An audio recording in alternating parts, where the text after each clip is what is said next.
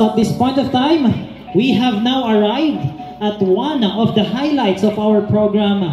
It is a rare privilege to hear from a visionary leader whose commitment to Bangsamoro people is unwavering. Ladies and gentlemen, let us all welcome the Chief Minister of the Bangsamoro Autonomous Region in Muslim Mindanao, none other than Honorable Ahud B. Ibrahim, for his keynote address.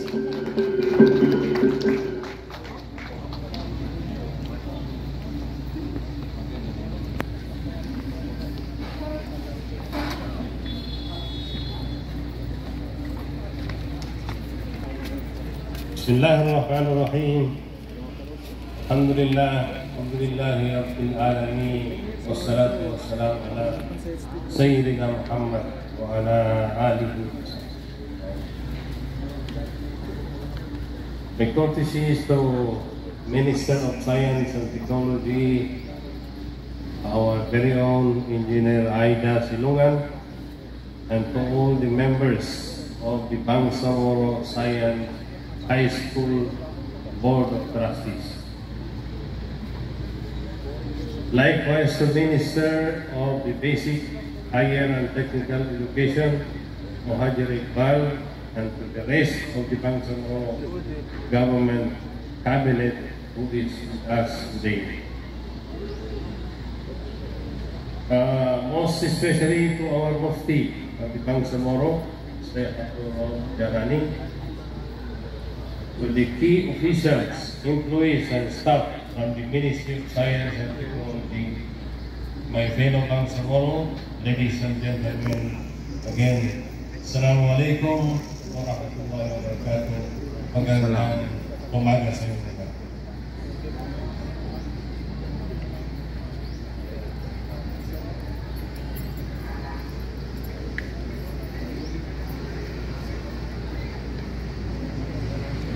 Unang-una, I'm honored to keynote the groundbreaking ceremony of the Bangsamoro Science High School building,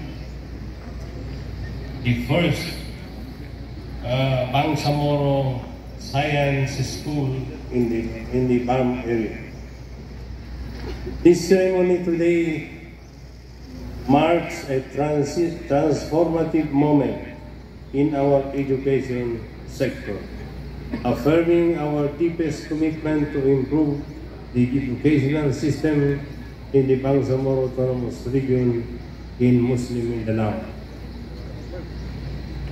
Alam niyo na education is one of the four priority ng Bangsamoro Autonomous Region in Muslim Mindanao. Establishment of the Bangsamoro Science High School is made possible by the enactment of the Bangsamoro Autonomy Act number 40, also known as the Bangsamoro Science High School System Act of 2023. This was a significant piece of legislation that is vital in the advancement of our educational landscape, where we cater to the incredible potentials of our students, giving them specialized opportunities that prepare them for the challenges of rapidly evolving global landscape. So, magkakatulong ito sa programa natin na priority program natin na education. We want to integrate all kinds of education dito sa ating curriculum. The Bangsamoro Autonomous Region in Muslim Mindanao is committed to making education a top priority as stipulated in our enhanced 12-point priority agenda. Kasama ito, namununa ito sa 12-point priority agenda natin sa taon na ito. In our enhanced 12-point priority agenda, we believe that education is the key to solving peace and sustaining growth and development in the region. And we are working tirelessly to rebuild and strengthen our educational system. That is why we see you will refer that the education ministry is one of the biggest ministry, inclusive of all stages and types of education in our life. For many years, our community has faced unrest, which has limited access to basic education and social services for our people. However, with the peace agreement and the establishment of the Bangsamoro Autonomous Region in Muslim Mindanao, we are starting to see changes in our quest. Since the formation of the new government, we have lowered the poverty incidence rate. We are no longer the country's poorest region, and today, with the groundbreaking activity, we are giving hope to our children.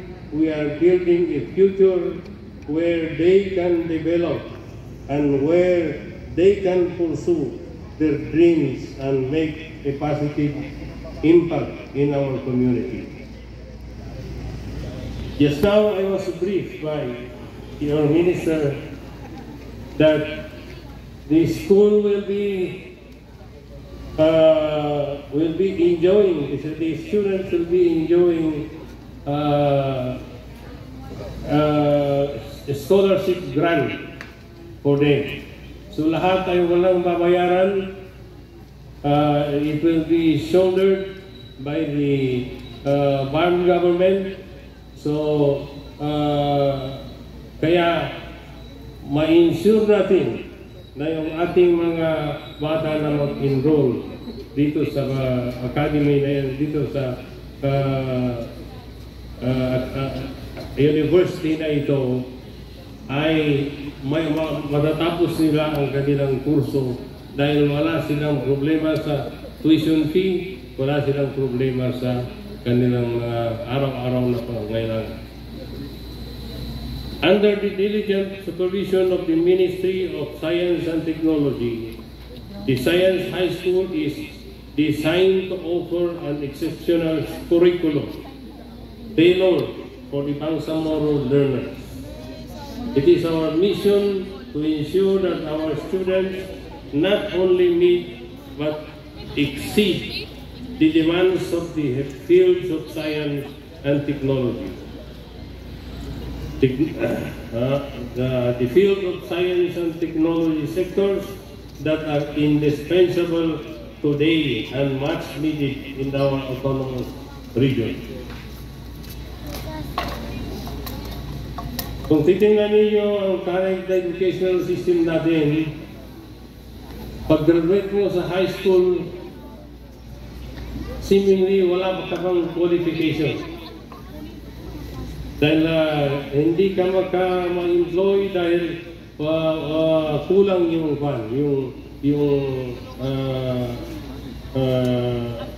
kulang yung educational exposure ninyo. So dito sa ating technical dito ating Bangsamoro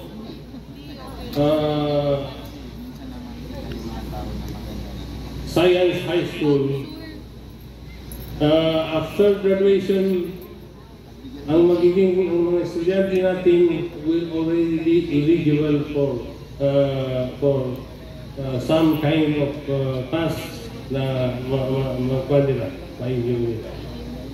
I cannot contain my excitement when I hear that the values education will be seamlessly integrated into the curriculum reinforcing the ethical and Islamic principles alongside scientific inquiry.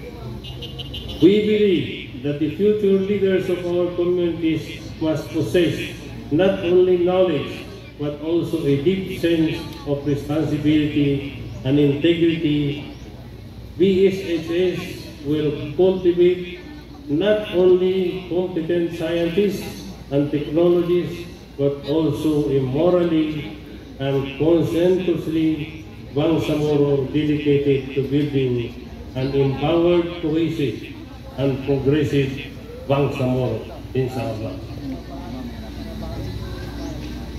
At this point in time, I want to acknowledge the support and funding from the Special Development Fund under the leadership of our Minister, Muhajir M. Iqbal, with a total investment of over 100 million pesos dedicated to constructing vital facilities.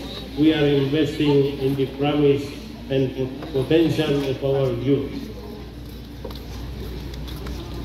I would also like to thank the Ministry of Science and Technology under the leadership of Minister Ida Silongan for their steadfast commitment to promoting science and technology in the region. Alam niyo na isa sa pinakamataas na budget ay itong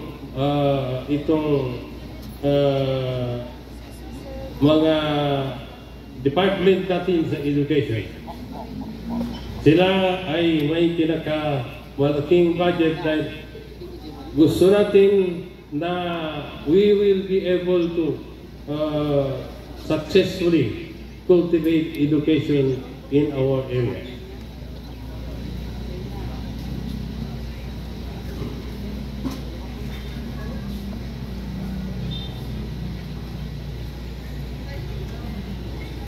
I raise my hand in supplication to Allah subhanahu wa ta'ala for the success of this project and for the continuous prosperity of the Bangsamoro region.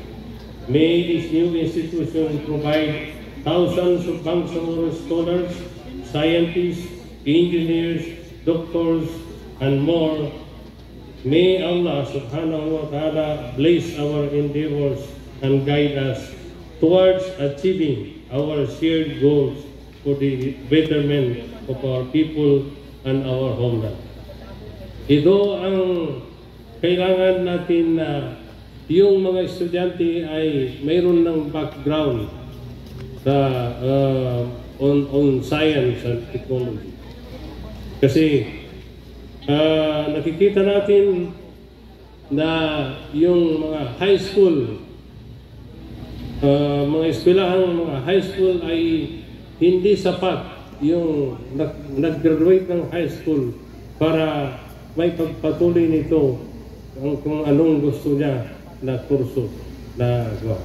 So that is why we are trying our best na yung Ministry on Education, MBSTA,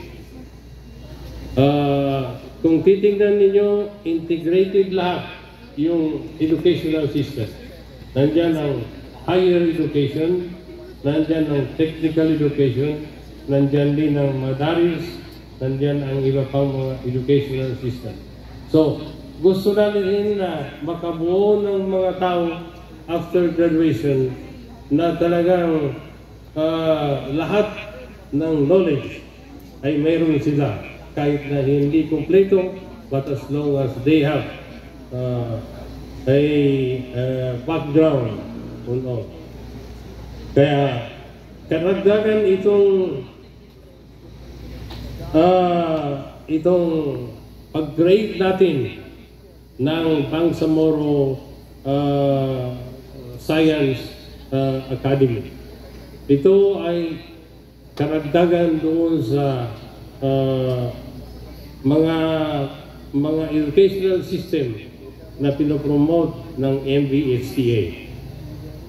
So we hope na kayo ay tumulong kayo para mag-succeed itong Bangsamoro Science high school na i-create natin, inshallah.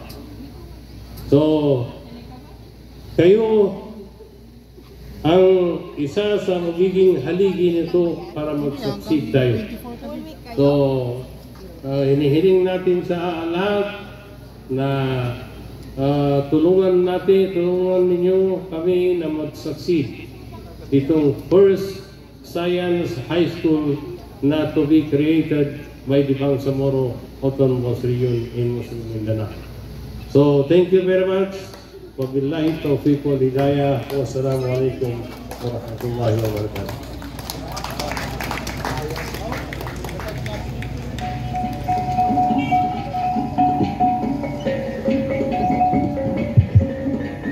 Thank you po, Honorable Chief Minister Ibrahim, for your inspiring words.